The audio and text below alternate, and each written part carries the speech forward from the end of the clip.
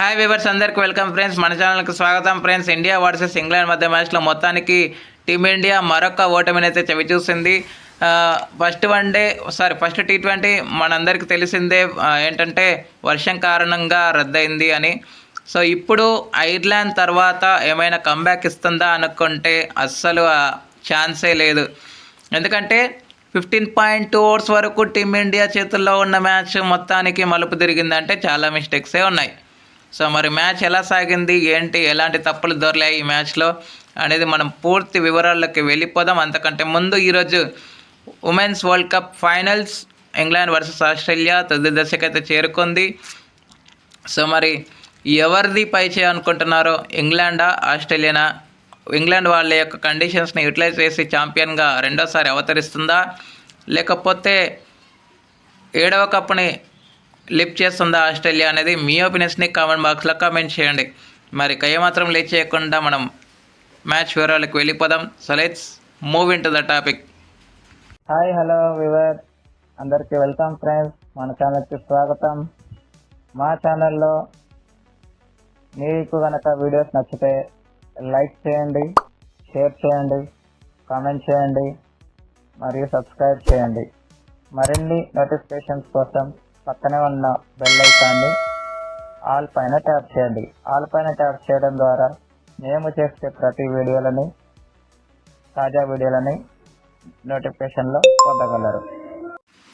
So ముందుగా ఈ మ్యాచ్లో వైభవ్ సూర్యవంశీ ఎప్పుడా డెబ్యూ ప్రతి ఒక్కరి నోట ఇదే మాట. సో వాళ్ళందరి ఎండ్ కార్డ్కి ఫుల్ స్టాప్ అయితే పడిపోయింది.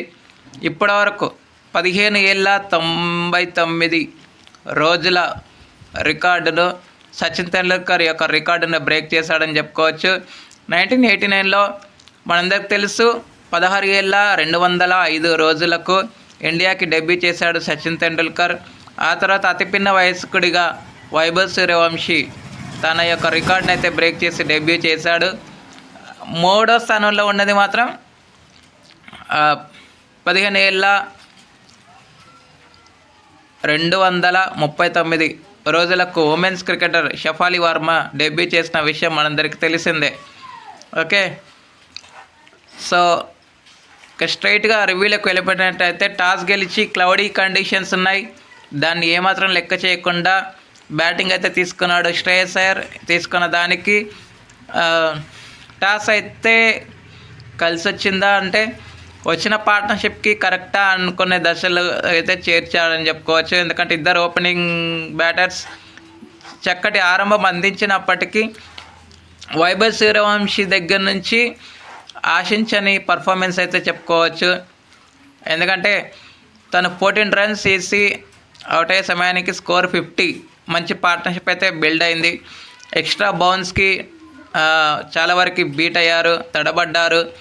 బౌన్స్ అనేది చాలా అవుతుంది. ఆ పేస్లో చాలా కష్టపడి ఈ పార్ట్నర్షిప్స్ అనేవి రావడం జరిగింది. సో 65 దగ్గర మరో వికెట్ పడింది. 43 రన్స్ వేసి అభిషేక్ శర్మ అవుట్ అయిన తర్వాత ఇషాన్ కిషన్, శ్రేయస్ అయ్యర్ ఇద్దరు కలిసి 3rd వికెట్కి 55 పార్ట్నర్షిప్ తయారు చేశారు. వీళ్ళిద్దరిలో శరవేగంగా ఆడింది మాత్రం శ్రేయస్ అయ్యర్ మాత్రమే. సో శ్రేయస్ అయ్యర్ మంచి బ్యాటింగ్ అయితే చేస్తూ వచ్చాడు.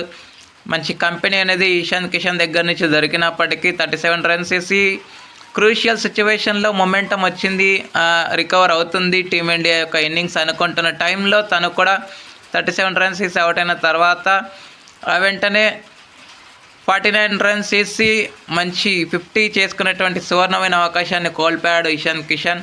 సో తను వెనుదిరిగిన తర్వాత రన్స్ రావడం అనేది చాలా తగ్గుముఖం అనేది పట్టింది.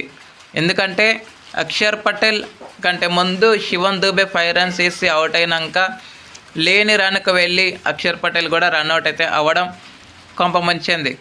బట్ హర్షిత్ రాణాతో కంపెనీ అనేది తిలక్ వర్మ ఫ్యూ పార్ట్నర్షిప్స్ తెచ్చాడు. బట్ తిలక్ వర్మ క్రూషియల్ సిచ్యువేషన్లో స్ట్రైక్ యాక్సిలరేషన్ చేయడం జరిగింది కాబట్టి ఈ 190 స్కోర్ అయితే పెట్టగలిగింది బోర్డుపై. సో తిలక్ వర్మ 2 సిక్స్లు ఒక 4 సహాయంతో 24 రన్స్ మాత్రం చేశాడు. మాత్రమే అని ఎందుకు అంటున్నాను అంటే తిలక్ వర్మ ఉన్న ట్రాక్ రికార్డుకి ఈ స్కోర్ అనేది చాలా తక్కువే, కాబట్టి అందుకే మాత్రమే అని మెన్షన్ చేశాను. సో శామ్ కరణ్ 3 for 33, ఆ తర్వాత లియామ్ డాసన్కి 1 వికెట్, విల్ జాక్స్కి 1 వికెట్, ఆ తర్వాత ఒక రన్అట్తో పాటు మరొక వికెట్ కూడా కోల్పోవడం జరిగింది. సో మొత్తానికి యాక్సిలరేషన్ పీరియడ్లో చాలా వరకు అయితే వికెట్స్ అయితే కోల్పోయింది టీమిండియా అని చెప్పుకోవచ్చు. అనంతరం లక్ష్య ఛేదన ఆరంభించిన ఇంగ్లాండ్కి ఆదిలోనే గట్టి ఎదురు దెబ్బలు అయితే తగిలాయి. 1కి 2 వికెట్స్ ఫస్ట్ ఓవర్లో పడ్డాయి. హర్షదీప్ సింగ్ ఇద్దరు ఓపెనర్లను అవుట్ చేశాడు, జాస్ బట్లర్ అండ్ ఫిల్ సాల్ట్ని. ఆ తర్వాత వీళ్ళిద్దరు కలిసి మంచి పార్ట్నర్షిప్ అనేది నిర్మించారు, హ్యారీ బ్రూక్ అదేవిధంగా జాకబ్ బెథెల్. సో ఇద్దరి మధ్య 50 పార్ట్నర్షిప్ వచ్చిన తర్వాత 51 స్కోర్ ఉన్నప్పుడు 39 రన్స్ వేసి హ్యారీ బ్రూక్ అవుట్ అయ్యాడు. హ్యారీ బ్రూక్ అవుట్ అయిన తర్వాత టామ్ బెండెన్ రావడం, టామ్ బెండెన్ మళ్ళీ పార్ట్నర్షిప్ అనేది బిల్డ్ చేశాడు. మొమెంటం వచ్చింది. ఇంగ్లాండ్ స్ట్రైట్గా ఇండియా చేతుల్లో నుంచి మ్యాచ్ని అయితే లాగేస్తుంది అనుకుంటున్న టైంలో 39 రన్స్ వేసి టామ్ బెండెన్ని అవుట్ చేయడం జరిగింది. హర్షదీప్ సింగ్ రావడం, బౌండరీ బాల్స్ వేయకపోవడం, అది ప్లాన్ అనేది చాలా చక్కగా వర్కౌట్ అయింది. కాబట్టి ఆ పార్ట్నర్షిప్ని అయితే బ్రేక్ చేస్తారు. ఆ తర్వాత విల్ జాక్స్ని అక్షర్ పటేల్ కూడా అవుట్ చేయడం జరిగింది. ఆ నెక్స్ట్ ఓవర్లోనే విల్ జాక్స్ని అక్షర్ పటేల్ అవుట్ చేసిన తర్వాత అతను 9 రన్స్ వేసి అవుట్ అయ్యాడు. బట్ యాక్సిలరేషన్ పీరియడ్లో ఒక మిస్టేక్ అయితే జరిగింది. శ్రేయస్ అయ్యర్ క్యాచ్ అయితే డ్రాప్ చేశాడు అండ్ మిస్ఫీల్డ్స్ ద్వారా కొన్ని బౌండరీస్ కూడా వెళ్ళిపోయాయని చెప్పుకోవచ్చు. బౌండరీ బాల్స్ అనేవి చాలా వరకు కన్సిడర్ చేయలేకపోయారు, అంటే తగ్గించలేకపోయారని చెప్పుకోవచ్చు. సో 15.2 ఓవర్స్ వరకు టీమిండియా చేతుల్లో ఉన్న మ్యాచ్ రవి బిష్ణోయ్ చేతులారా మొత్తం పోయింది. ఎందుకంటే 28 బాల్స్లో 58 రన్స్ చేయాలి ఇంగ్లాండ్. ఆ టైంలో ఇంగ్లాండ్ చాలా ప్రెషర్ ఉంటుంది, కానీ T20 ఫార్మాట్లో అయినా, వన్డే ఫార్మాట్లో అయినా, any format of the cricket, no balls is a very big crime. మనందరికీ తెలియంది ఏముంది. సో 2 నో బాల్స్ పడ్డాయి, అవి ఫ్రీ హిట్గా వచ్చాయి. ఫ్రీ హిట్ని చక్కగా గ్రాప్ చేసుకోవడం జరిగింది.